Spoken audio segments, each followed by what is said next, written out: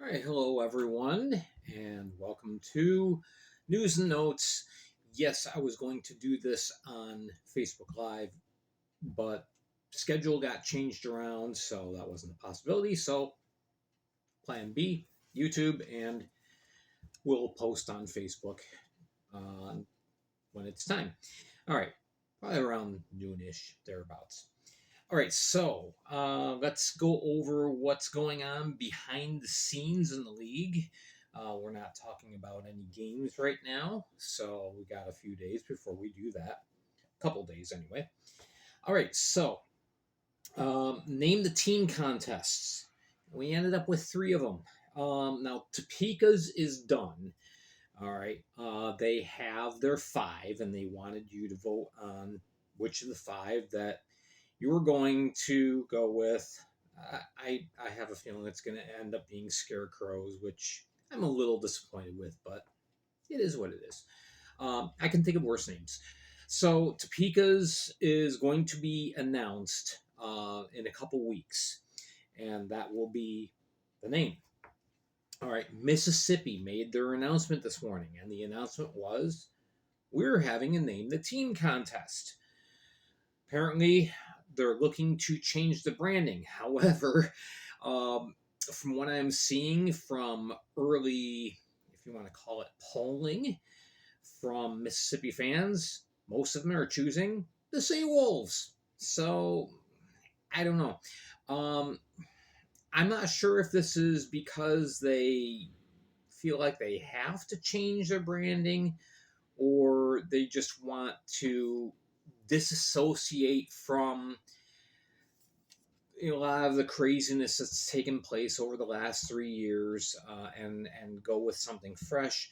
I'm not sure, but nonetheless, they are having their contest, and so that started today, and I guess it goes for a couple weeks, and then they'll make an announcement later on as far as what they're going to be.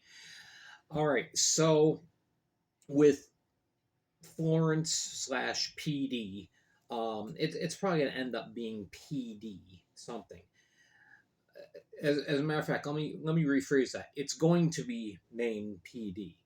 Um, there's a contest that's going on. However, I came across a website, a purchased domain, and the team name is given, and it says launching soon. So I'm not going to give you what that name was. I'm going to let the team announce it. Okay, I'm not gonna step on them. So, but it appears that a name was pre-chosen, unless maybe the reason for that is they got some early feedback from people that were going to be participating in the name of the team contest, and enough people said, "Hey, you should name yourselves this," and they go, "Hey, that sounds really good," and just decided to go with it. I don't know. I don't know the stories. I could speculate about it, but there's no point in doing that. So it does appear that a name has been chosen, and it will be announced later on. All right. So talking about Topeka, we mentioned their name that's going to be revealed in a couple weeks. Um, of course, the big challenge this upcoming year is going to be travel.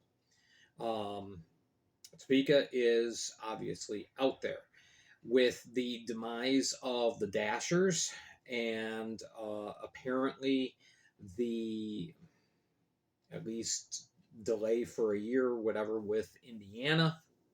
It's going to be a lot of long trips for Topeka. So people have been asking me, well, what are they going to do? I don't know. Don Lewis has not said to me, hey, this is what we're going to do. Um, some people have suggested, maybe they should, buy a sleeper bus.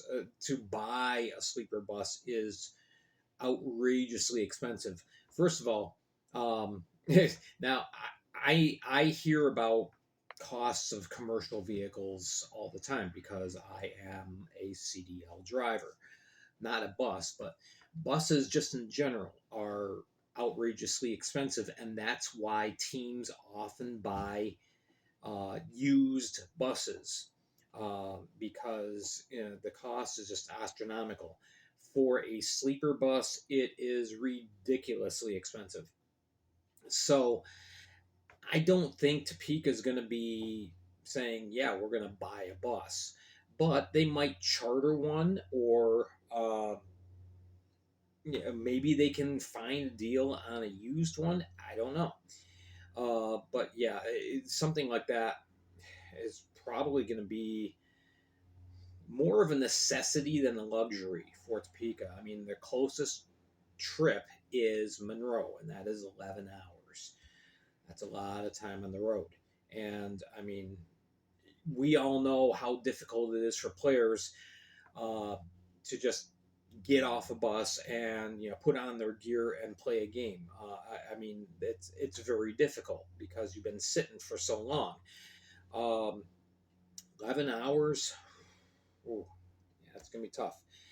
But anyway, I don't have an answer as far as what they're going to do, but I'm sure they're going to take everything into consideration, knowing, well, we've got long trips ahead. Let's make this as easy as possible on the players. So, anyway, that is just talking about that. Now, schedule matrix. I want to talk about that. It is being worked on actively. The executive board is already putting together rough drafts. Um, I don't know if you remember, but last summer I did a couple videos here about formulating a schedule matrix and how difficult of a process it is. Surprisingly, it is very difficult. It is not easy. And when I did my little simulation on YouTube, I wasn't checking into uh, available dates for arenas and stuff like that. So that has to be factored into putting together the real matrix. So it is a very difficult process. And so drafts are made up, they're looked at. Okay, we like this, we don't like this. Let's tweak this a little bit. Excuse me. Um, Draft two comes out. Everybody looks at it again. Are we satisfied with this? Now, when the schedule is finally completed, when there is a final draft, if you will, the Board of Governors look at it and vote on accepting it. All right. So it's not just like the league is saying, here you go. This is what you're going to be doing, like it or not. They do get feedback from the board of governors, and of course the owners and the board of governors. They're telling the league, okay, here's a list of available dates at our arena. So that is all factored in. All right, but anyway, this year with the footprint so spread out, it's going to create the necessity for, as I talked about last summer, pod scheduling. Okay, you're taking your teams that are kind of close geographically and you're putting a heavy concentration of games on there. So I just use these three pairings just as an example. Okay, you're going to see a lot of Port Huron and Motor City playing each other. You're going to see a lot of Columbus and Athens. You're going to see a lot of Danbury and Watertown and Binghamton too. The three of those teams, because they're kind of together, kind of on an excuse me, kind of on an island right now.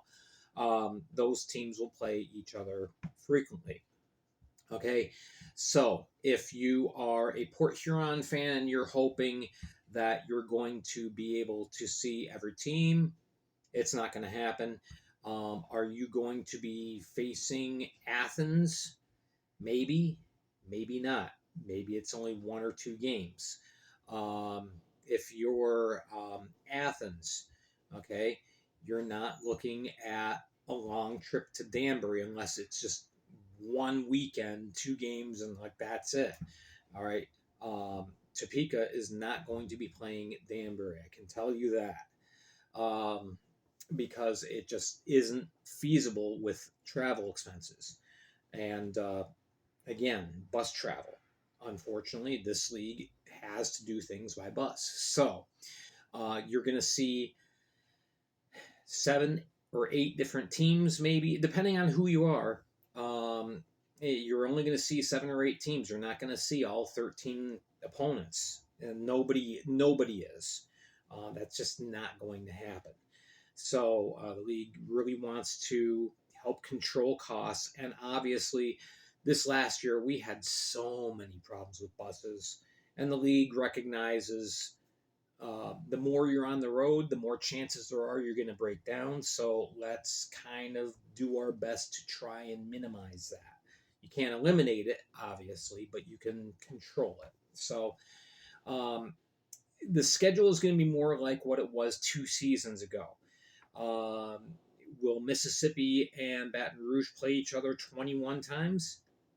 Maybe. Not known. All right. But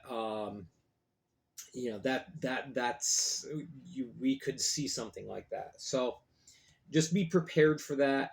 Um, Nobody's going to be happy with the schedule, but when all things are taken into consideration and put together, it's kind of like, well, this is what we need to do. We've done our best we can do, but we had to make some compromises.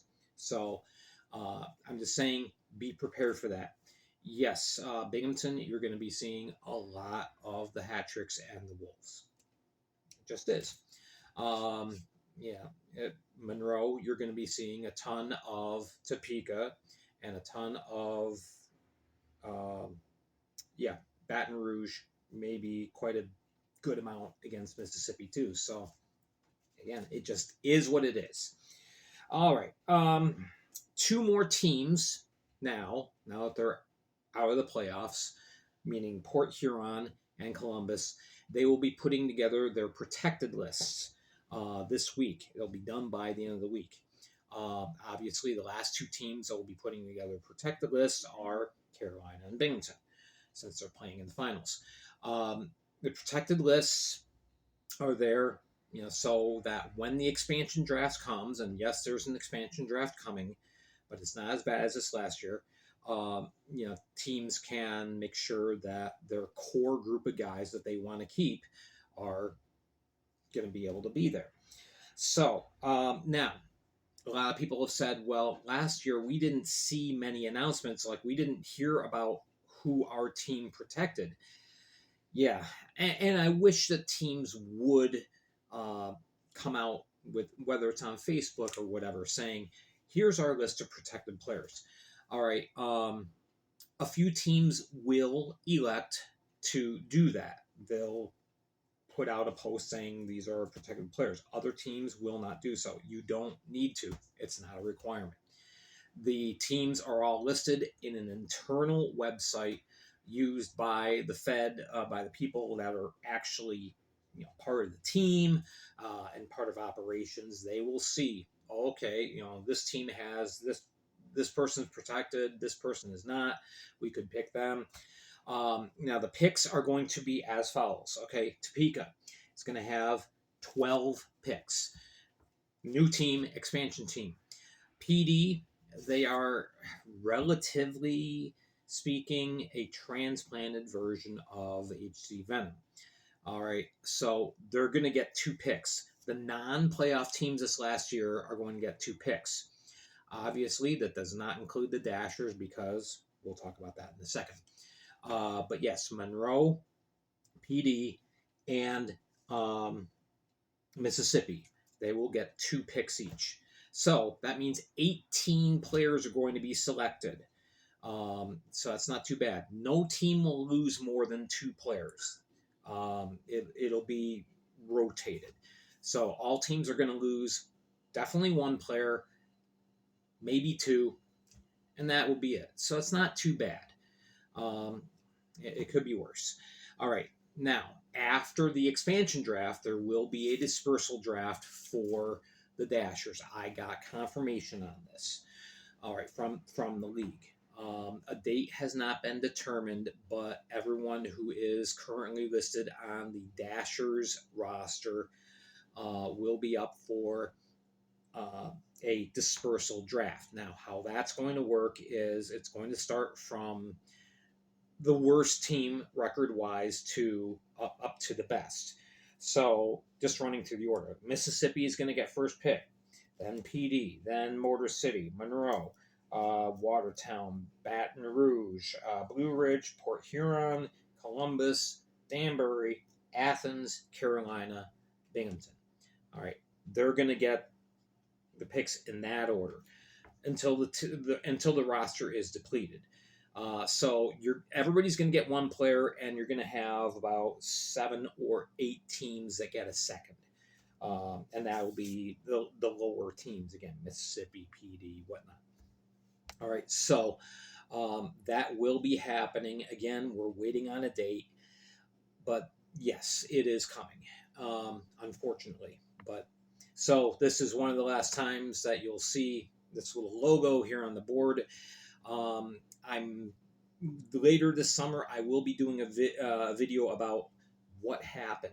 Why did things go so badly for the Dashers? Let's talk about it, and that'll be a feature video sometime this summer. All right, so that will be the last time you see that little magnet there. All right, but anyway, that is our news and notes for today, Tuesday, April 29th. We're almost to the end of April. Yep. So, again, let's see. Wednesday, we'll have a YouTube video, Fed League Flash Awards. I hope you'll tune in for that. I'll be selecting my pick for MVP, for Defensive Man of the Year, Goalie of the Year, Two-Way Player of the Year, Rookie of the Year, things like that. And so I hope you'll tune in. And yes, my picks are going to be different than the FPHLs, and that's not discounting those selections. It's just this is my personal picks, and I feel pretty confident that I was very fair and as non-biased as possible with these selections. All right, and then Thursday we will have on the Flash Audio Network, we will have a preview of the finals between Carolina and Binghamton, so you can tune into that. All the links for the different websites on the Flash Audio Network are on my Facebook page, so check them out there. They're pinned up at the top. All right, that's it. I am Gary Ryan for the Fed League Flash. Thank you so much for joining me for news and notes. We will keep this as a weekly feature even through the summer. There will be a few things to talk about. So there we go. Thank you so much for watching, and we will see you again hopefully tomorrow for the Fed League Flash Awards.